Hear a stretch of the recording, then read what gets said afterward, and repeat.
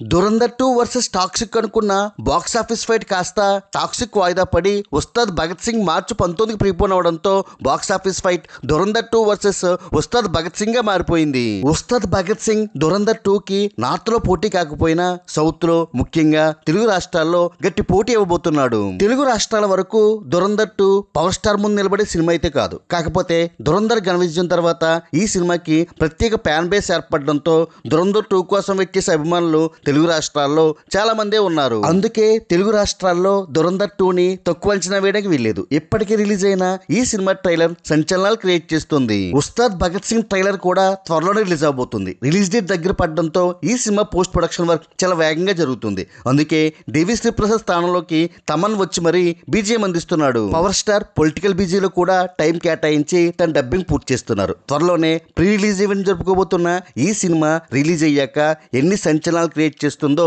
చూద్దాం. ఉస్తాద్ భగత్ సింగ్ దురంధర్ 2లలో మీ మొదటి చాయిస్ ఏ సినిమానో కామెంట్ చేయండి. Like, share and subscribe cine master.